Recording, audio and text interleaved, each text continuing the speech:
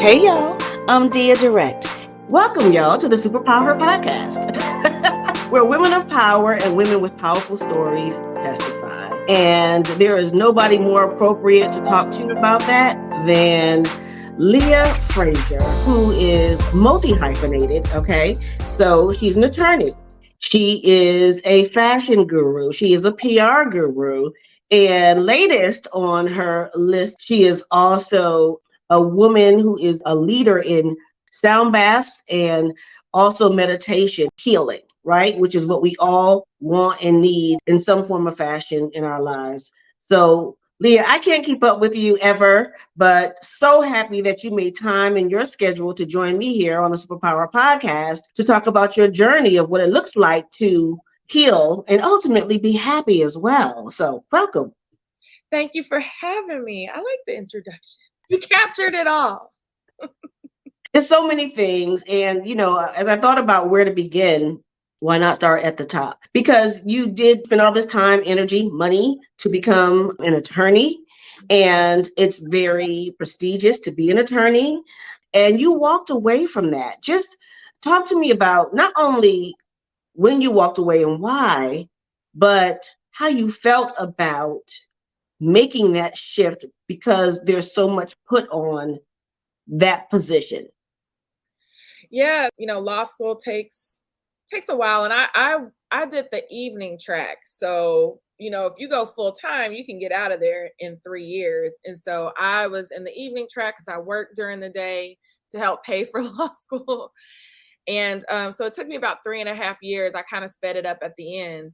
But yeah, I went through all of that. I racked up over 6 figures in student loans. Once I got out and I was practicing, I ended up exploring this passion that I had for fashion. I just wanted to do a little styling, helping women that looked like me, because they were always coming in my office like, where'd you get that suit? Where'd you get that handbag? Where'd you get those shoes? And I'm like, why don't I just do this for you, but you pay me and I can put your looks together.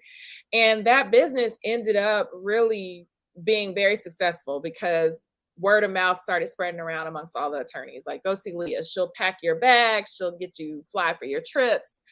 And I was really having a lot of fun. It was like this creative side of myself that I was able to express that I wasn't really able to express as an attorney. I mean, when you're a lawyer, you write a lot, you go to court, you have to be good at speaking. But that other creative side with color and just almost being an artist, I would say, was kind of shut off. And it just opened something inside of me where I'm like, man, I really want to do more with this. And so when I moved back to Dallas a couple of years after I was doing that, the fashion industry here was just insane. And it was to the point to where I couldn't just do that on the side anymore and be an attorney.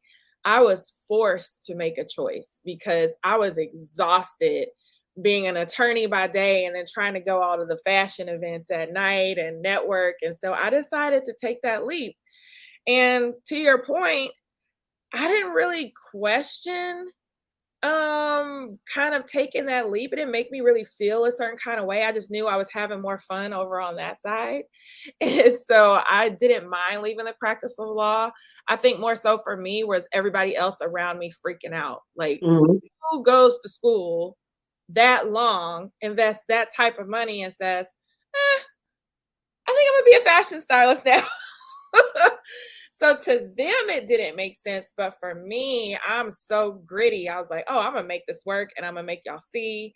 And I knew that there was something there because things that I was accomplishing was coming way too easy. And things that I knew people in the industry worked 20, 25 years to get, I was getting in a year. I was getting in 2 years. Doors were opening just left and right. And I knew, I'm a very spiritual person. I knew that God was putting me in alignment with who I was supposed to be. And I didn't have time to sit and have a back and forth about, should I still become an attorney? It was very clear to me that that was not where I was supposed to be. And I left. And I'm very happy. We're all very happy about that. So you're in fashion.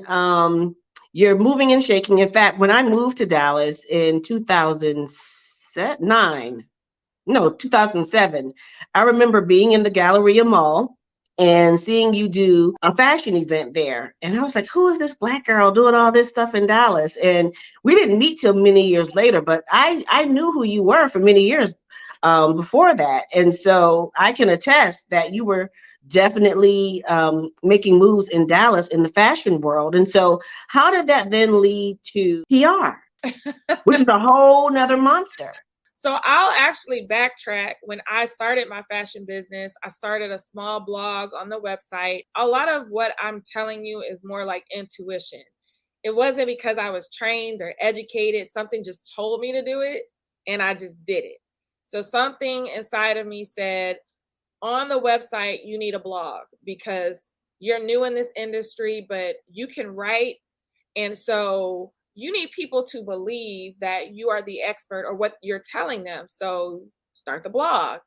After I started the blog, I was picked up by Examiner to be a Houston fashion trends reporter. And then that turned into TV in Houston.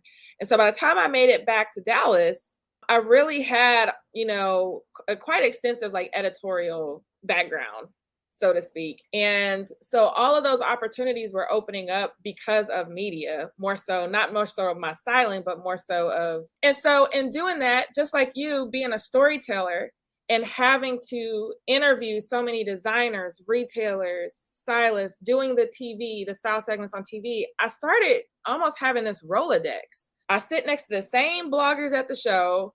I sit next to the same influencers. I get the same style of press release. I'm on TV. I know all the producers. So why can't I help these people that I'm interviewing that are saying, you're the first person to ever interview me? And they were incredible brands. Like in Houston, I found a store. I was the first person to ever write on this young lady. And then 3 years later, Beyonce's team comes in and buys all of the rings that I said were the trend-setting rings.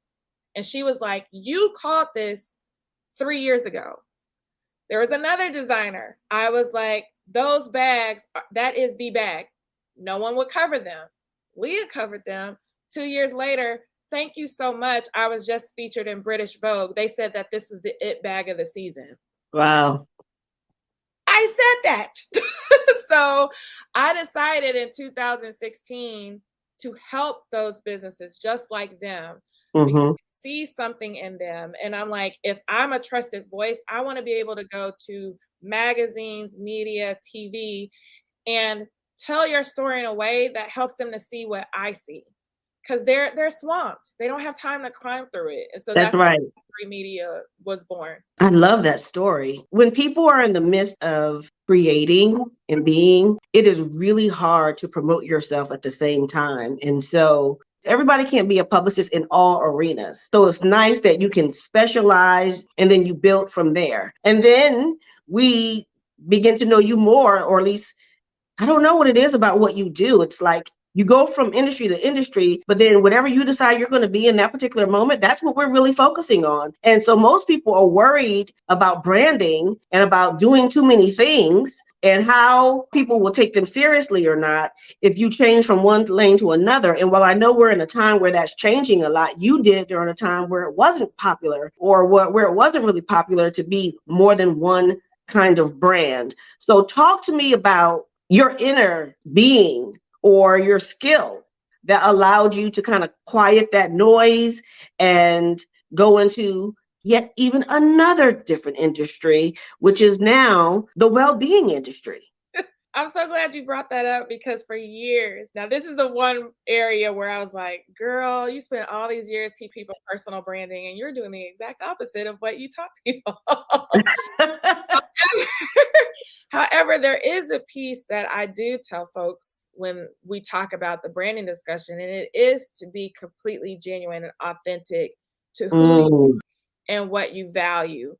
And I think that in that discussion where people are like, oh, it seems like you've got a lot going on and you've got this and that, I never left my audience out of that conversation.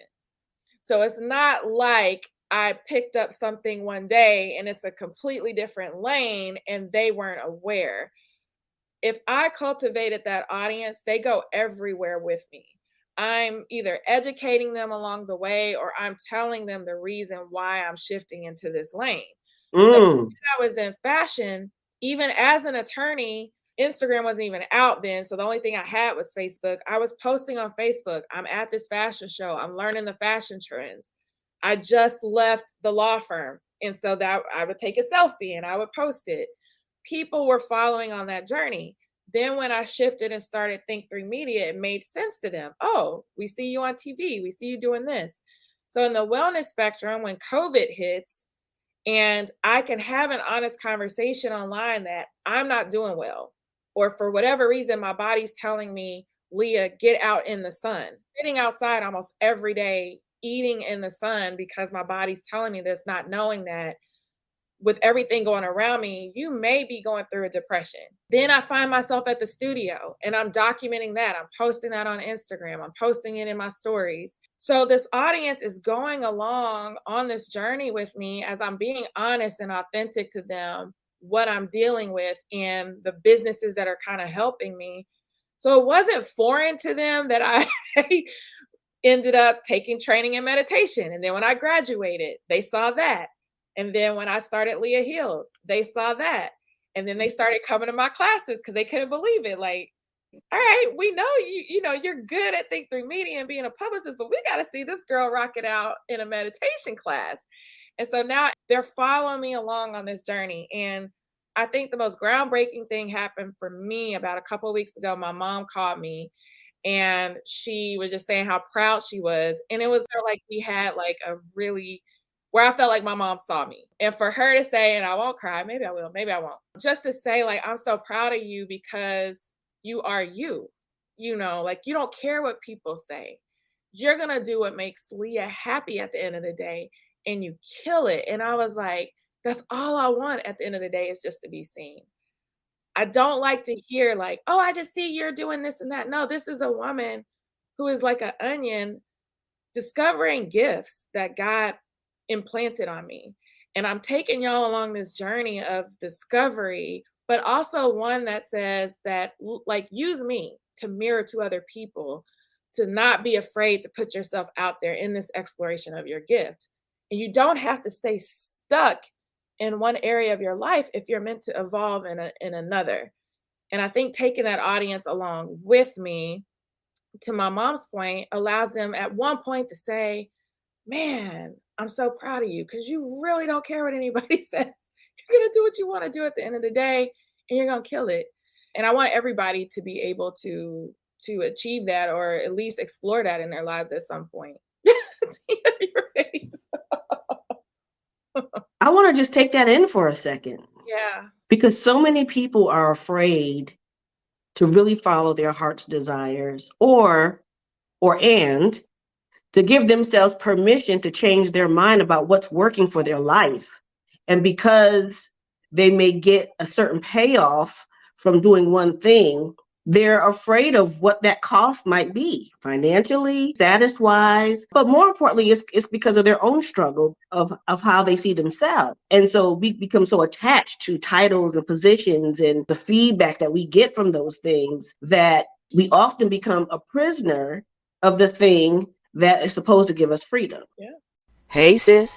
I want you to know I see you, girl. I do. You've got it going on. You are a boss, bringing in the money, and I'm proud of you. Because I know it's not easy. But oh, if people really knew just what it takes to be you, taking care of business, and yet you're not as great when it comes to taking care of yourself. But you're strong. You can handle it, right? That is until you can't. Eventually, your mental, emotional, physical, and spiritual self will cry out for help. And it's not just you. The fact of the matter is the American workforce is in the midst of a chronic stress epidemic, and it's making us sick from head to toe, working unwell. And not only is that not okay, it's not necessary. And that's exactly why I wrote my new book. You're successful, but are you okay? Real self-care strategies to get you through the workday. I'm proud to say that this book does a lot of things. Number one, it will help you become the CEO of your life and well-being, giving yourself permission to prioritize your peace and preserve your overall health with practical tools that you can use at any time, specifically while you're working. Number two, relieve the buildup of emotions that arise, anger, anxiety, stress, sadness, even sickness that's caused by working in a toxic environment, this book will teach you how to make your pain pay you back. And number 3, this book will help you develop a sense of agency to control the controllables in your life with dignity. 4, this book will help you to implement work boundaries so that you can enjoy better balance in your life. And number 5, it will help you to elevate your perspective on what success and happiness means to you and for you. So I invite you to go on this journey with me because we're in this together. You're successful, but are you okay? Real life strategies to preserve your sanity and get you through the workday is available now on Amazon in print and ebook.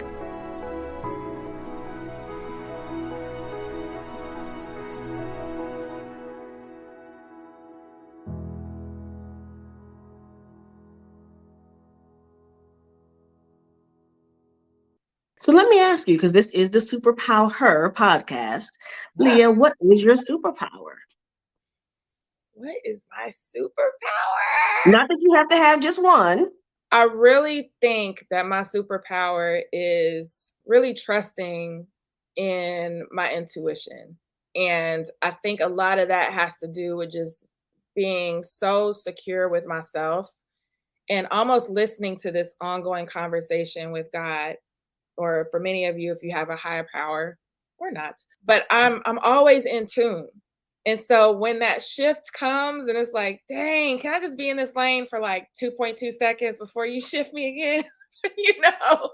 I know everything is going to be okay. And I think that that is my superpower, to be able to really almost be merged in and one-on-one with my intuition. I do not question my intuition, whether it comes to somebody that comes in my aura, opportunity that comes, relationships. I trust it 100%. It has never failed. Have you always been that way? No. People want to know how to, right? Like, how did you get so comfortable and confident even in the uncertainty? I think it started back in our prior conversation. So like when I decided that, being an attorney probably wasn't the best fit for me and exploring the fashion business, and I started to notice how quickly things were happening for me, I will note that there was a documentation process. So whether I was documenting it on social media or I was journaling, I had documentation and proof of how it was working for me. So when another shift came, I didn't have to question whether it was going to work or not, because I had something to fall back on when my mind tried to trick me out of doing it. And the number of times that it kept happening, the less and less I let this talk me out of it, because I had proof, journaling, documentation, just all sorts of proof to prove that it's going to work. So now I don't even question it anymore. This mind is like, well, I ain't going to tell her it ain't going to work. She ain't going to listen. That's right. You know, in the Black church, we call that a testimony. Yeah. You go through certain things, you have these experiences to remind you when things aren't easy or good, like what you've been able to do and accomplish and how you've been able to work through tough times before, so that you have something to hold on to when you're in yet another shift in your life. Yeah. And I'm so grateful for it. There were some hard times, and that documentation is hard to go back and to reference, but it's there because then it's still another testimony of it wasn't the end of the world. It wasn't completely rock bottom, and look at you now.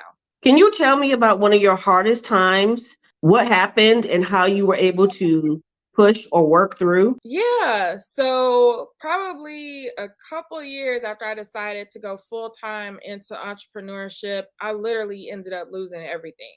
So I lost everything within the house, the car that I worked so hard for as an attorney. I wanted a BMW, I wanted a moonroof, I wanted leather seats, all that stuff. Ended up losing my car, just trying to make my business work. I wasn't well versed in business, I should say.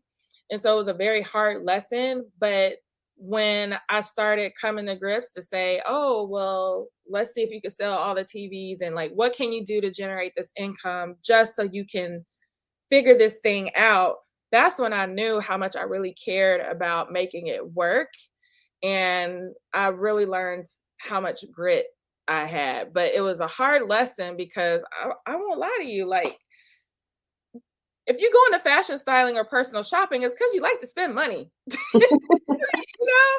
And to lose all the things that I had acquired, because I did have this connection to material things and status and luxury and all those things, it was a very hard pill to swallow. But I feel like it needed to be done, to not only teach me business, but then when everything was built back up, when God decided, I'm going to give you that and more, I need to make sure you're going to be a good steward of finances, a good steward of the people that I sent to you, and not just tricking everything off every, 10 to 15 minutes. And so that was hard. And it's still hard for me to look back on that. I feel like part of your calling and what you do is that you're a teacher. You teach, because you talked about journaling along the way, even publicly, so that your audience knew what you were doing and how you were doing it. And so that's teaching, even if that's not the goal. So if you were to share one key critical lesson that you would like to share, what you've learned about business, what would that be? The one that stands out the most is to don't be afraid to ask for help. We like to do everything on our own. And ego and pride. And what if people know that you don't have it together? Like they're going to judge you. Ego, pride, even more so, just if I tell this person, are they going to run off and go work with someone else with my idea, that type of thing too. And so I've just learned that what God gives you, no one can take away. So if I bring some folks in my camp and they learn a couple things and go somewhere else, great. You can never execute it like me. But also to be vulnerable enough to say, look, I need help. Or can you come in and you're great at that? Can you tell me how to structure my business? Or what courses are you taking? Or what, organizations are you going to help you with your business? I wasn't doing that because I was so, I guess, embarrassed in a way because I never posted any of the failures, so to speak. And so, ooh, that's good. Yeah, if I were to come out and say, I'm drowning in debt right now, I'm about to get evicted, I just lost my car, now what will people think of me? And now, every chance I get, if I think of something, I ask for it. If there's a partnership I want, I'm calling them up. What's the worst they can say? It's no. So I think that's the biggest lesson I've learned. And how has your background as an attorney supported you or helped you to really grow your business? I'm an analytical thinker, and I think 5-10 steps ahead before I make any business decision, any choice. Now, sometimes that's not the best route because sometimes as an entrepreneur, you have to be high risk and you just got to go with it. And so, but I negotiate everything. I do my own contracts if I can. Now, I do have 2 attorneys, one that specializes in intellectual property. My other one is just my small business attorney to make sure all the businesses get set up correctly.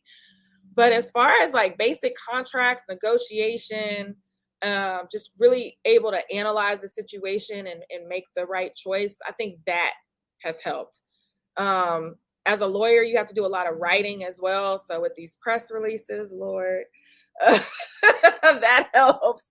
And then speaking and being able to quickly navigate and shift on the fly, that's definitely an attorney skill. And I want to talk to you more about your bandwidth and all the stuff that you're working on, but let's specifically hone in on Leah Heals. What is that? What does that look like? What does that feel like? Talk to me. Yes. So Leah Heals is the brand that I came up with right around the time I was graduating from meditation teacher training. And really, I just wanted to provide a wellness hub.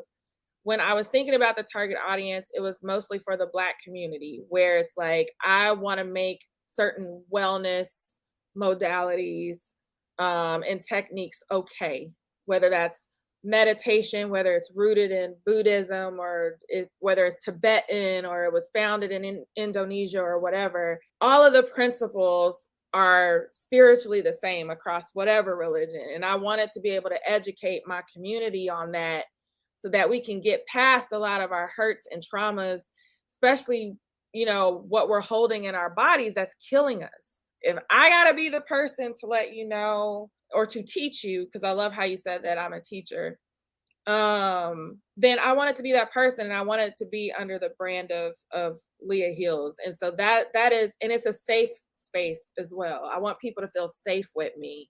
I want to be able to come to me and tell me I'm a Christian and I am bothered when I see crystals, or I'm bothered by the use of sage and Palo Santo. So then we can have a very honest conversation about and demystify what you've been taught. And so Leah Heals is more than just come to a meditation class, come to sound healing. It's very educational. It's based in neuroscience. I'm giving you facts so that not only you can heal, but can we change the trajectory of our generational trauma that's been passed down, that's killing us on a day-by-day basis. That's what it's all about. Heal the individual, they heal their families, we heal our community, and then we can heal across the world.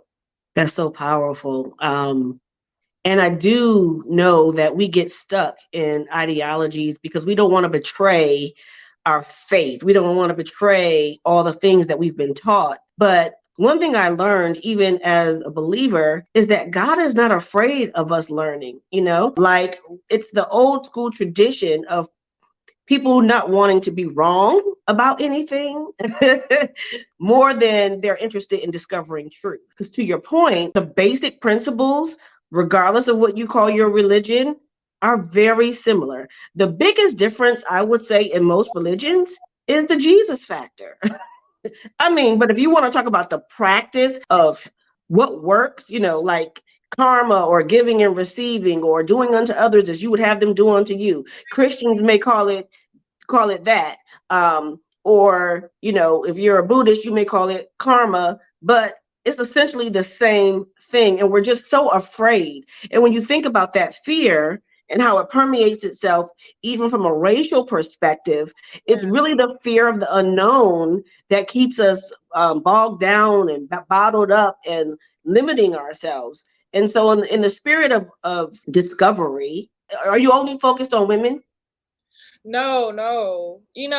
Generally with a lot of the sessions, it's like, oh, it's the community as a whole. But I think just by virtue of who I am, more of the clientele, especially for more of the private healings with either Reiki or with some of our sound healings, it has been Black women, which I am grateful for. Just because I feel like Black women are like our medicine healers, back from like in Africa, like the women were the healers, and I feel like we carry so much.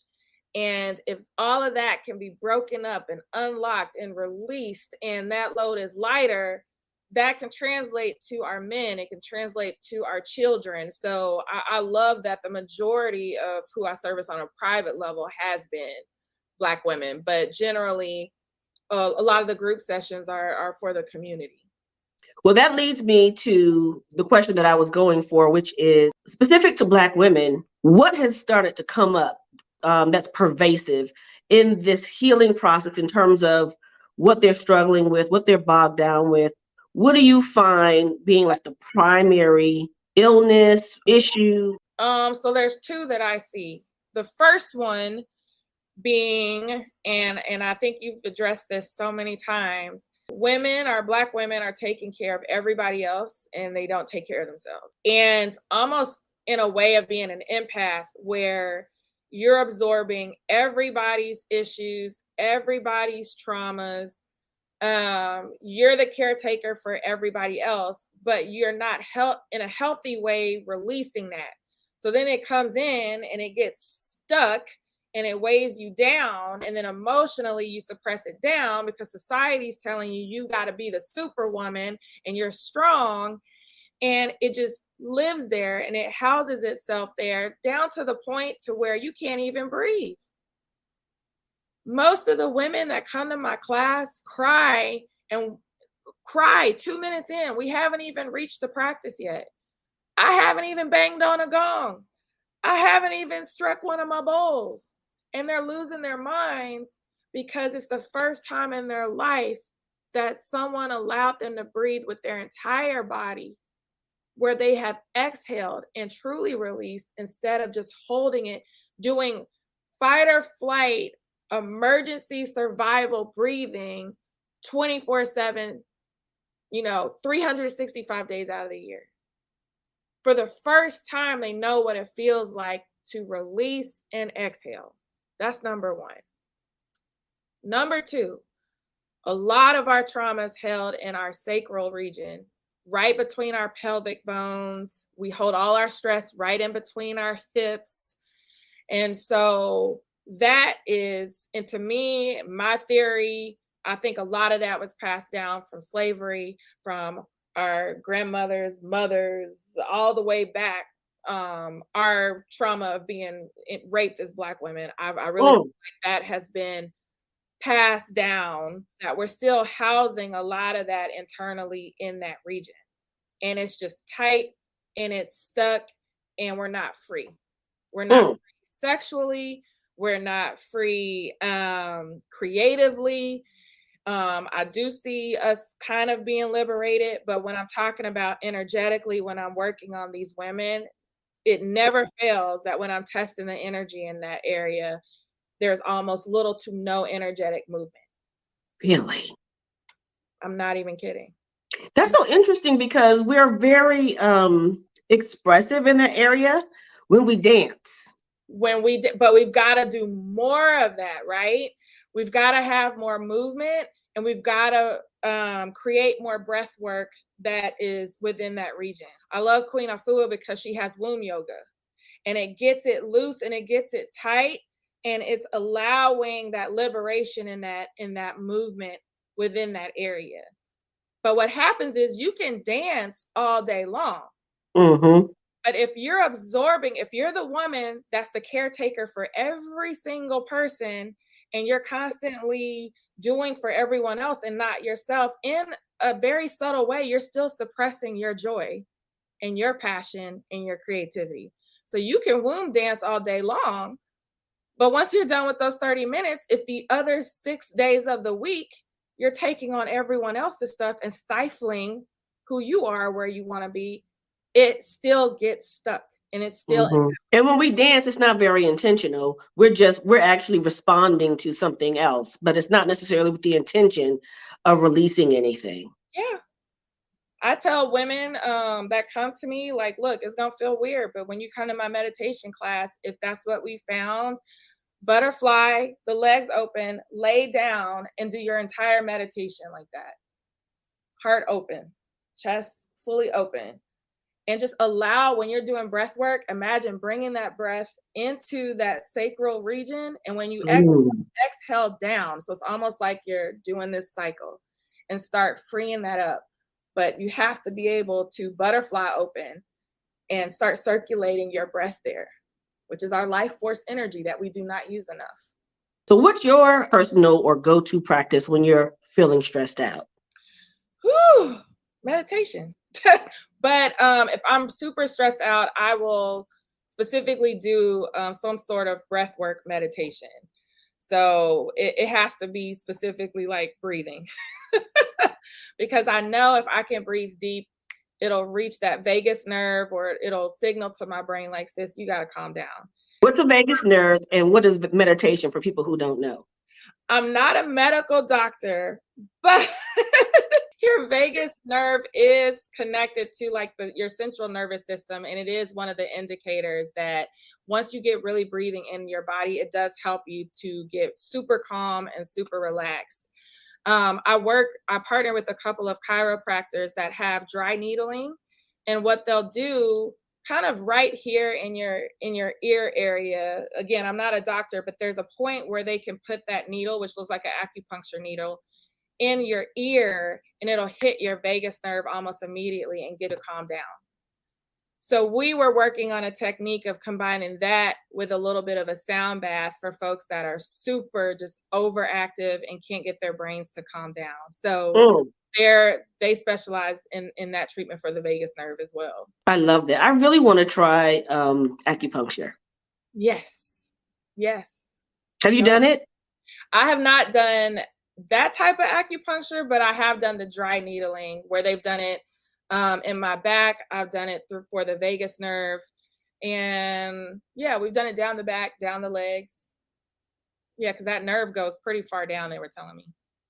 So Leah, you've got all this stuff going on, right? And I know there are going to be people who either want some fashion advice, they want some PR advice. You certainly helped me in that area, or they want to come to one of your classes and courses. But, I know you probably like side-eye me when I'm talking about multitasking because you're the queen of multitasking. You're like, yeah, okay, that sounds cute or whatever. But so what are you available for now? Like, what's your priority? What can people who are just discovering you reach out to you for that you have time to do? I'm glad you asked that question because you do have to prioritize. And so when all of this came along, there was a shift in my priority. And I'll be honest, I feel like God has been so good that I've never had to advertise Think3 Media for PR business. Once one thing ended, there was always more that came in the pipeline. So as I look at what I have going on, my priority is with Leah Heals right now. Eventually, I want to open my own studio. And so what you focus on grows. Think3 Media needs to grow. It's great where it's at. I'm happy where it's at. Leah Heals does need to grow. And so that's where my priority is. So if people want to reach out, you want to take a class, you need a session, I am spending more time in that arena. And on the PR side, just because we did talk about bandwidth, if the right project comes along, that's what I'm being more intentional about the projects that I do public relations and publicity for. So because I do understand that this Leah Heals, it took off and I wasn't expecting it. So is it just you or do you have a team? For Think3 Media, I do have a team. Most of them, I never transitioned the business to where it was employees, but I do have interns, I have contractors, I have an assistant. So I have those folks that are constantly working on client files for, whatever their specified number of hours are per week. For Leah Heals, it was just me. And now just last night, I realized, crap, I need, I need an assistant. Right now, all I have is like a content creator contractor that I have kind of follow me around creating things because I don't have the time to do it. And just last night, I was like, okay, I think I'm at the point now where I probably need to hire somebody as an assistant for emails and all the stuff that I don't want to do. Right. Because it's not a good use of your time. It's not a matter of if you can do it. Just because you can doesn't mean that you should, which is a hard lesson to learn. It's a hard lesson to learn, and I don't want to learn it the wrong way. I already went through that, got the bumper sticker, and lost the car. So I don't want to go through that again. So my final question to you, Leah, is what makes you happy? What makes me happy? What makes me happy is definitely what we talked about earlier, like just being seen and just allowing, I guess, everyone just allowing me to be free. And whether people allow me to be free or not, like, I don't really care.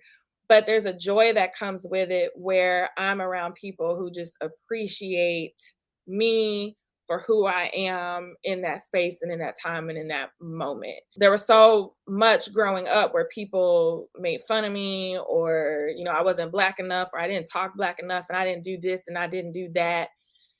Whereas, here I am when I'm around people that just truly just don't care. It's like, I just love being around you. That makes me extremely, extremely happy because then I'm able to go out and do what it is that I do, which is helping other people be their best selves. Hey, Leah. What's up? I see you. Thank you, sister. I do. And I really, really love what I see. Thank you. I appreciate you too. I want you to know that. And I want to say it publicly. I really do. Don't be cry. You must not know me. And I'm not a crier either. I was like, I've teared up like twice. You must not know me. Woo. Okay. Yeah, I do. I sincerely. Leave us with a Leah Speaks word. Oh my gosh, this is tough. Just encourage the people. Good. Okay, thanks. I always speak about how in this life, like I don't mind being the mirror to folks because I'm seeing a lot where people are having all sorts of like health issues and where a lot of people are leaving this earth so young.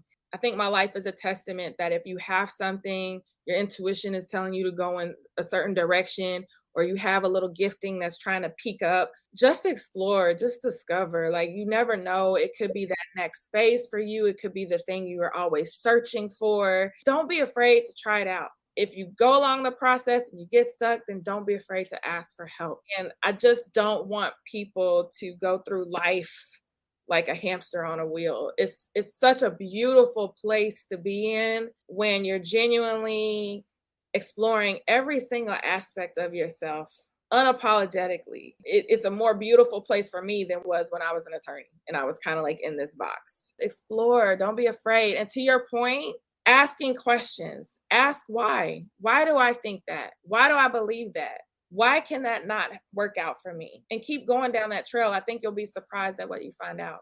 That's awesome. You are a super powerful woman. I appreciate you sharing your journey and your testimony and allowing us to see and hear you, feel your spirit. So thank you. Thank you.